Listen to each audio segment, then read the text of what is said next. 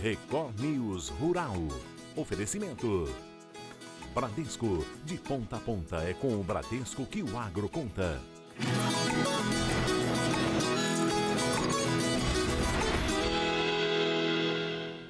Oi, bom dia para você. O Record News Rural está no ar. Pesquisadores da Universidade Federal da Amazônia estudam o uso do caroço de açaí para criar o carvão vegetal muito menos poluente. A ideia é que os caroços jogados na rua sejam reutilizados de forma sustentável. Ele já é tradição na mesa de muitos brasileiros. O Pará é responsável por 93% do açaí comercializado no país. A média anual de produção chega a quase 1.700.000 toneladas do fruto. O Heron vende cerca de 120 litros todos os dias. É tanto açaí que os caroços ficam espalhados e muitos vendedores não sabem o que fazer. A gente gasta em torno de R$400 só para recolher esses frutos. Mas esse problema pode estar com os dias contados. Um grupo de pesquisadores da Universidade Federal Rural da Amazônia estuda o uso do caroço de açaí para criar o carvão vegetal, muito menos poluente. Os caroços são colocados em um forno e expostos a altas temperaturas, que podem chegar a 600 graus. Em pouco tempo, o material se transforma em biocarvão e, em seguida, é misturado ao solo. Nós verificamos que quando nós temos esse biocarvão aplicado no solo, as plantas elas têm um melhor crescimento e um desenvolvimento melhor. O carvão vegetal também foi testado na recuperação de áreas degradadas pela mineração. Dentro desses resultados a gente consegue ver um bom crescimento da planta mesmo nessas condições adversas do solo e, além disso, uma alta retenção de água nesse solo, A meta é que em 5 anos o carvão vegetal à base de açaí seja produzido em larga escala e comercializado. A esperança é que os caroços do fruto jogados na rua possam ser reutilizados de uma forma sustentável, gerando emprego e renda. A gente vai ter desde o resíduo que antes era descartado e ele vai ser transformado num produto de qualidade e essa cadeia vai fornecer emprego, vai fornecer renda e aí também a sustentabilidade, que é o que a gente está procurando cada dia mais hoje, visando a melhoria da nossa sociedade. Sabia que o nacionalmente conhecido feijão carioca não tem nada a ver com o Rio de Janeiro? Pois é, ele surgiu no interior de São Paulo. O feijão carioca está presente na mesa de milhares de brasileiros diariamente. É a variedade mais consumida no Brasil e faz muito sucesso também em outros países, como Colômbia, México, China e Espanha. Sucesso que o Valdemir não poderia imaginar na década de 1960, quando descobriu a variedade. A gente fica orgulhoso de ter originário na nossa fazenda essa variedade tão importante que tomou conta do mercado não só nacional como internacional. Ele está sendo plantado na África, em todos os países, e é o melhor combate à fome que se fez foi através da criação do feijão carioca. A fazenda tem aproximadamente 800 hectares, mas aquela área do outro lado da represa é a mais especial para o Valdemir. Foi exatamente ali que, em 1963, ele descobriu a variedade que viria a ser internacionalmente conhecida como feijão carioca. Na época, o engenheiro agrônomo coordenava a Casa da Agricultura de Ibirarema e havia plantado 20 hectares do chamado feijão chumbinho, que tem a casca lisa de coloração marrom escura. Mas percebeu que uma parte da produção tinha ficado naturalmente manchada. E nós, então, como curiosidade de agrônomo, eu resolvi tirar aquelas sementes e plantar separado. E assim que surgiu a variedade. Intrigado com a descoberta, ele resolveu plantar os grãos diferentes em uma área de teste e descobriu logo na primeira colheita as vantagens dessa nova variedade. O feijão mostrou resistência à antracnose, às outras doenças, mosaico, então ele é muito mais vigorosa. E a gente já viu que a produção seria muito maior do que as variedades comuns. Entusiasmado com o que havia descoberto, o engenheiro agrônomo passou a distribuir porções do feijão rajadinho por onde passou. Em todas as reuniões de agrônomo, eu levava um saquinho, vários saquinhos de semente e distribuía entre os colegas para eles plantarem nas regiões diferentes, de solo diferente. Então, sempre tinha aquela dúvida, mas isso daí, depois que a pessoa plantava e a produtividade era 5 vezes maior do que as variedades de cores, naturalmente ele tomou conta pelas suas qualidades. Com o aumento da popularidade da nova variedade de feijão, foi preciso dar um nome para ela.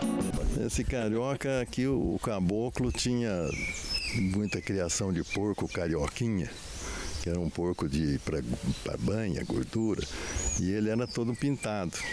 Então, por analogia ao porco, o caboclo logo sugeriu isso a mim e eu adotamos esse nome da variedade. Não tem nada a ver com o Rio de Janeiro. Não tem nada a ver com o Rio de Janeiro, com as calçadas do Rio de Janeiro, não tem nada disso, é apenas uma coisa do caboclo aguçado fazendo analogia com o porco carioca.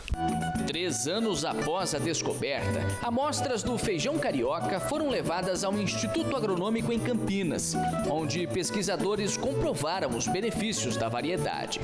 Algumas publicações científicas e reportagens depois, o carioca passou a ser plantado em várias regiões do Brasil e em 1976 já era a variedade mais cultivada no estado de São Paulo. Após ter levado a Campinas, ela entrou no comitê de variedades para fazer uma competição entre as variedades existentes do momento e ele ganhou de 5-0 de todas as outras variedades.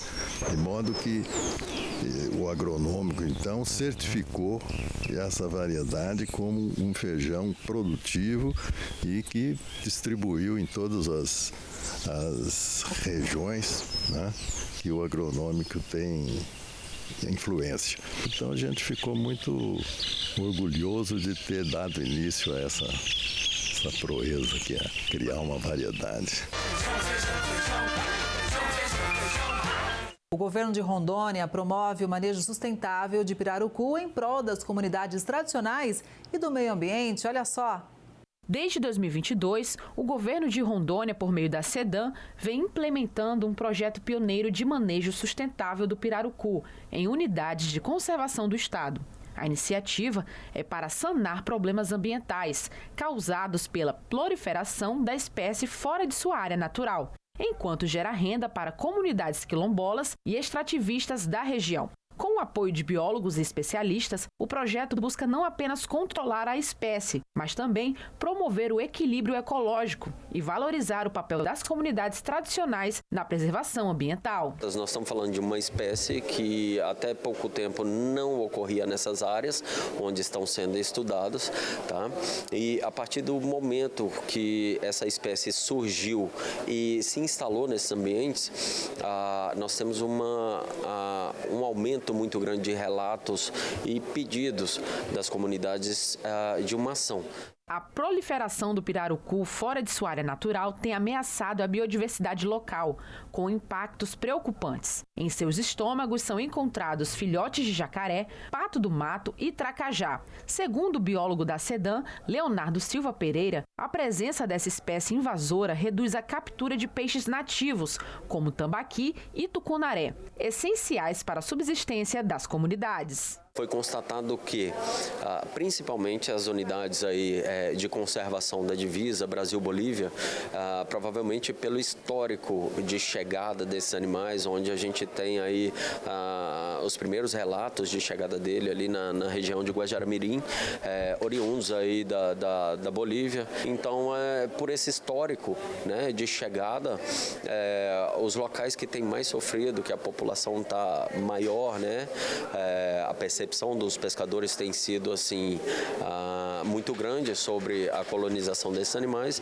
são ali as comunidades ali da divisa. Então pega ali a Resex Rio Caltário, pega a Resex Pedras Negras, Ilha das Flores, Parque Corumbiária, então são os locais que eu acredito que estejam sofrendo mais. O trabalho de manejo sustentável do pirarucu em Rondônia tem ganhado reconhecimento em eventos nacionais e internacionais, sendo recentemente destacado por uma importante revista especializada em meio ambiente. Nós entramos com os nossos servidores que começaram a trabalhar e depois em 23, com a entrada do programa CAFIX, que nós trouxemos pesquisadores, mestres e doutores para a SEDAM, aumentou essa pesquisa e nós tivemos dados muito melhores de levantamento da quantidade, do estrago que ele fazia na biodiversidade local e implementamos melhor a venda dele, pois uma grande preocupação nossa não era só tirar esse peixe do rio onde ele é invasor.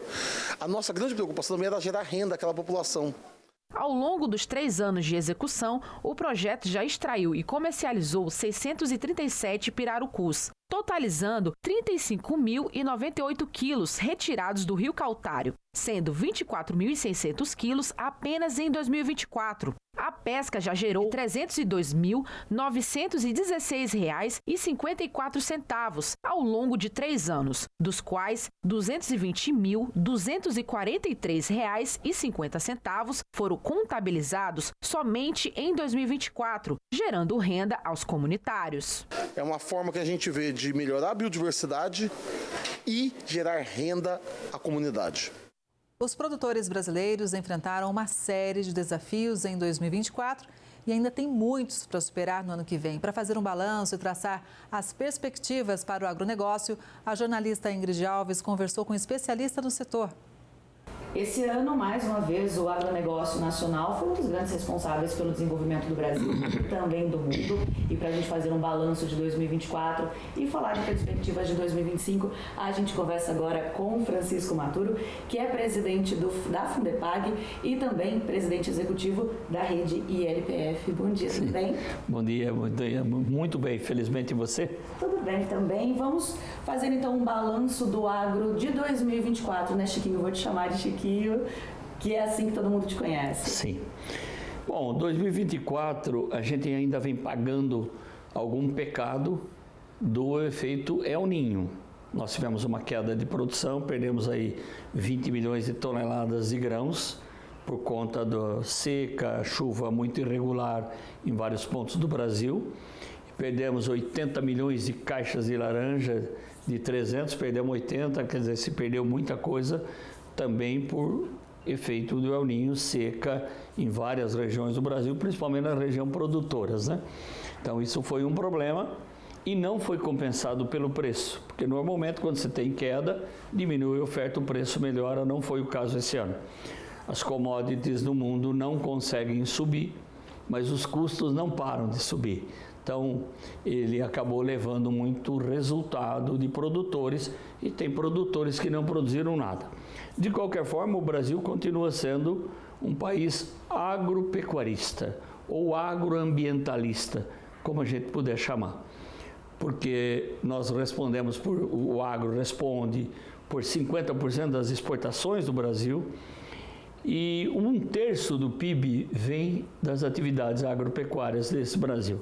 Então, um país que prossegue na sua linha, com desenvolvimento, com pesquisa, com ciência e muito suor do agricultor. Com certeza, e a gente vem dizendo cada vez mais que mudou um pouco do perfil também do agricultor, que antigamente plantava com muito esforço e esperava, a gente fala que o agro é a maior indústria, é uma indústria a céu aberto, né? Plantava e esperava que saísse do chão, produzisse, enfim. Hoje a gente tem muito tecnologia e pesquisa ajudando essa produção, inclusive muitas vezes a mitigar os efeitos do clima. Sim, a gente só chegou onde chegou produzindo e vai chegar muito mais longe, porque nós temos pesquisa, ciência suportando tudo isso, com sementes adequadas a cada clima do Brasil, porque nós somos 6 biomas conhecidos, né? Pode ter até alguns aí na Amazônia que não são dominados ou não são conhecidos, embora seja o bioma amazônico, mas lá dentro ainda pode ter coisa. Então, sementes adequadas, sementes muito mais resistentes a períodos de seca, variedades que estão se desenvolvendo através da pesquisa, através da ciência e também através do melhoramento genético. Melhoramento genético é o cruzamento de plantas mais resistentes. Nós temos organismos geneticamente modificados, que é a famosa transgenia, que continua muito forte e beneficiando a produtividade e a produção, não só do Brasil, mas de todos os países do mundo. Hoje, praticamente, nós não temos nenhum produto que não seja transgênico e que está provado cientificamente que são tão bons quanto ou muito melhores, porque são resistentes a pragas, a determinadas pragas, onde a gente pode trabalhar com bioinsumos, tanto defensivos como fertilizantes. A ciência existe para isso, a pesquisa trabalha nessa direção. A gente falou do clima, que foi um dos desafios do produtor esse ano, mas o que mais o setor enfrentou? Bom, primeiro os custos, que são elevados. Nós somos muito dependentes de adubos químicos importados, nós somos dependentes de defensivos químicos que, se não são totalmente importados, as moléculas não são desenvolvidas no Brasil. Desenvolver uma molécula é uma coisa muito cara, muito cara. O Brasil tem algumas, mas não consegue alcançar todas. O mundo já desenvolveu e o que se faz aqui é a tropicalização dessas moléculas para se adequarem ao Brasil. O Brasil é um dos países, Ingrid, eu acho bom dizer isso, que menos consome defensivo por tonelada de alimento produzido. Eu vou dar dois extremos, talvez seja útil. O Japão, que tem a população mais longeva do mundo, gasta $96 por tonelada de alimento produzido. E eu acho que é uma medida correta de se fazer por tonelada de alimento produzido. Porque muitas vezes, desculpa te interromper, muitas vezes as pessoas falam só do montante, mas esquece que o Brasil é o maior produtor de alimentos. Pois é. Então, aí está a grande diferença. Se o Japão consome $96 por tonelada de alimento produzido, tem a população mais longeva do mundo, alguma coisa tem que ver como é que funciona isso. O Brasil gasta $8 por tonelada de alimento produzido. O Japão é um país pequeno, de clima temperado, muito diferente do Brasil, e ainda assim nós consumimos menos dólar por tonelada de alimento. Porém, o Brasil caminha muito rapidamente para os bioinsumos, tanto defensivos como fertilizantes. O ano passado nós crescemos 36% em um ano e vamos continuar crescendo por várias razões. Primeiro, que é ambientalmente correto. Segundo, que a gente elimina um pouco a dependência dos importados. Que importado é dólar, né? É dólar que vai embora e não volta. Exatamente. Então, é uma conta que precisa ser feita sempre, né? Ter essa consciência que existe legislação também que determina isso, que não é usar o que quiser usar. Agora a gente fala também da nova regulamentação dos bioinsumos. Então, é o Brasil caminhando para ser ainda mais sustentável e limpo, digamos assim, ainda mais. Ainda mais. Já faz, né? O Brasil é um país limpo. O que a gente precisa não é se defender, é que seja reconhecido o que o Brasil faz. Você falou em legislação, é importante a legislação. Mas hoje, o agricultor brasileiro, o agropecuarista brasileiro, ele preserva muito mais por consciência, porque ele não quer a propriedade que ele vai deixar um dia para o seu filho, para o seu neto, com contaminação, com áreas não preservadas, com nascentes muito bem mantidas. Então, ele quer isso. E eu sempre faço uma comparação, Ingrid, eu acho que é correto, porque um dia o cinto de segurança num carro foi lei. Hoje você não encontra uma criança que entra num carro sem afivelar o cinto. Os próprios carros estão avisando, afivele seu cinto, mas nem precisa. É uma consciência de afivelar o cinto, porque isso é bom, isso é seguro, pode salvar vidas e salva. Então, é uma lei que pode jogar fora, não precisa mais dela. Então, a consciência ambiental no Brasil, ela caminha na mesma direção. Hoje, a lei ainda é bom, ainda tem gente que desmata, mas isso é crime, não é agricultor que faz isso. Não é crime, crime é com a polícia. E existe sim, a gente tem pecados, mas não é o agricultor fazendo pecado. Se fez no passado, foi porque nós praticávamos uma agricultura que era herdado como seus antepassados aprenderam nos seus países de origem, que eram todas de clima temperado. Nós aqui somos uma agricultura de clima tropical. E aí a gente passou por 3 grandes evoluções. Se você me permitir, eu cito as 3. Claro. Nós fazíamos agricultura, então, como os antepassados aprenderam, nos seus países de origem, predominantemente no Rio Grande do Sul, que é quase um clima temperado. Depois, claro, vai ficando pequeno, a população vai aumentando, as propriedades são pequenas, começaram a migrar. O São Paulo sempre predominou cana, café. Então a gente nunca teve uma agricultura muito grande de cereais, de grãos em São Paulo. Quando começa a migrar para o centro-oeste, vê que não dá certo aquela agricultura.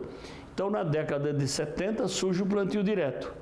Um plantio direto ótimo, não estamos mais tomando, não estamos mais gradeando, estamos fazendo plantio direto sobre a palha, resto das culturas anteriores. Aí se descobre que a palha é um elemento absolutamente essencial, porque você pega o centro-oeste, um solo descoberto, um solo de plantio convencional, ele dá 60 graus de temperatura. A semente cozinha, nunca germina. E com solo com palha, ele tem 26, então a semente germina e produz. Então veio aí o plantio direto, primeira grande evolução. Depois a primeira grande evolução permitiu a segunda, que é a segunda safra.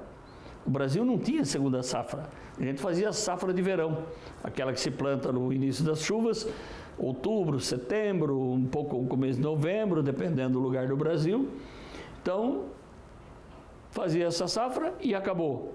Hoje nós fazemos a segunda safra e ela deixou de ser safrinha faz muito tempo, porque cada 3 sacas de milho produzidas no Brasil, 2 são de segunda safra.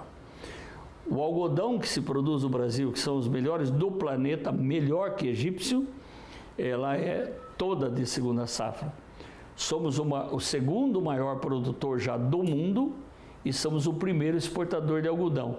E pasmem, estamos exportando para o Egito. Tem algodão brasileiro na fibra egípcia. Na fibra egípcia, que você paga uma fortuna por ela, certamente pode ser brasileiro. Então, a segunda safra. A terceira grande safra do Brasil, a terceira grande evolução, é integração lavoura, pecuária, floresta. Aí você combina tudo isso que veio do plantio direto, da segunda safra, e você consegue fazer 3, 4 safras na mesma área. Você pode sair de 70, 80 quilos de carne por hectare para 900 quilos de carne por hectare. Nós estamos 18 milhões de hectares no sistema, então você tem de tudo aí no meio. Matéria orgânica subindo, o solo melhorando em regiões de baixa precipitação pluviométrica. 700, 800 milímetros, nós estamos fazendo agricultura do melhor nível que existe no planeta. O que os outros países do mundo não conseguem fazer, uma vez que são de clima temperado. São fatores muito positivos que impulsionaram o agronegócio, a agropecuária nacional. Hoje vamos falar de LPF um pouco mais, então. Quais são as ações da rede? Como que pode apoiar os produtores? Como começar a fazer? Assim, primeiro que a rede LPF é uma associação público-privada. Nosso braço científico é a Embrapa, com as suas 43 unidades no Brasil. São unidade de gado de corte, arroz e feijão, trigo, solos. Então tem Embrapa de todo jeito no Brasil. Nós apoiamos essas unidades e desenvolvemos em cada região do Brasil sistemas integrados de produção, integração lavoura, pecuária e floresta. Pode ser ILP, pode ser floresta, tem todos os componentes. Então, o que acontece? Como expandir isso? Fazendo difusão e fazendo integração lavoura-pecuária naquele produtor que queira fazer. Porque aquele que não quer fazer, deixa ele do lado. A gente brinca que a gente consegue puxar ou empurrar o sistema até 20%, 25%. O resto cresce por inveja. Então, nós começamos isso em 2006 e hoje somos 18 milhões de hectares no Brasil. Significa que nós estamos incorporando 1 milhão de hectares por ano sobre a mesma área, fazendo 3, 4 produções e aumentando a produtividade. Nós temos uma propriedade, eu sempre cito como referência, ela produzia em 2007 5 mil quilos de milho por hectare, hoje 11 mil quilos. 2,7 toneladas de soja por hectare, hoje 4.400 quilos. Produzia 75 quilos de carne, hoje produz 940 quilos de carne por hectare. E tudo isso na mesma área. Só é possível no Brasil.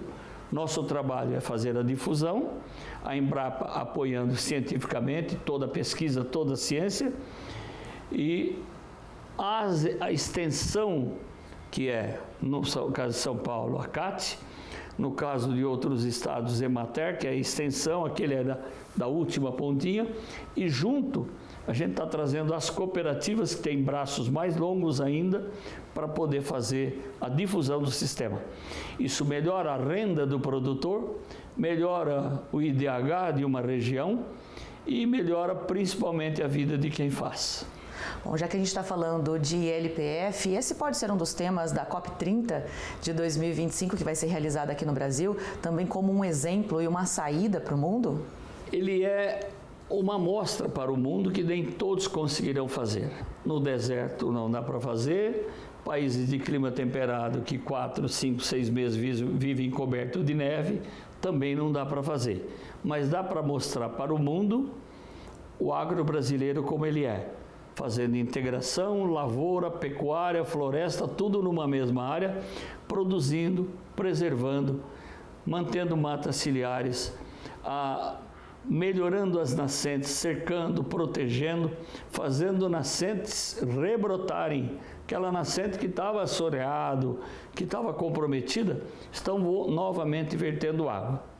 Se você me permite, eu gostaria de colocar o seguinte: a população brasileira toda, 87% é urbana. A população do estado de São Paulo, 95,9% é urbana. Então nós temos cada dia menos gente no campo, produzindo para mais gente que mora nos centros urbanos.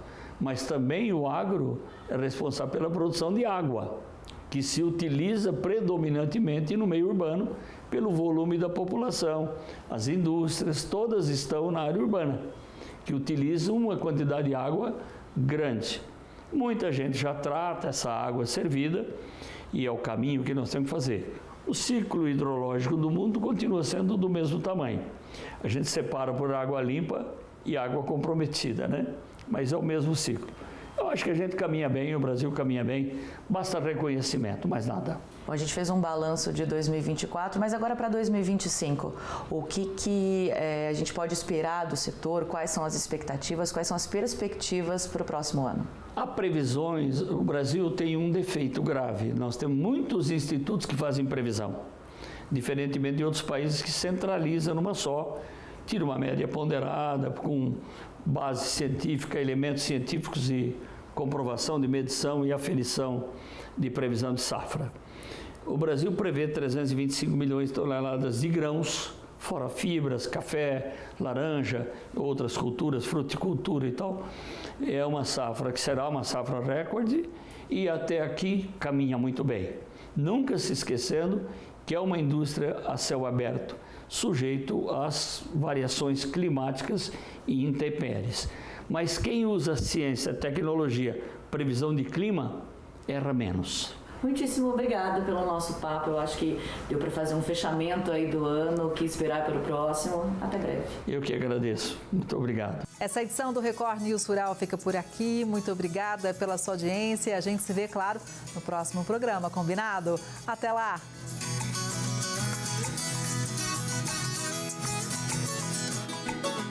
Record News Rural. Oferecimento. Bradesco, de ponta a ponta é com o Bradesco que o agro conta.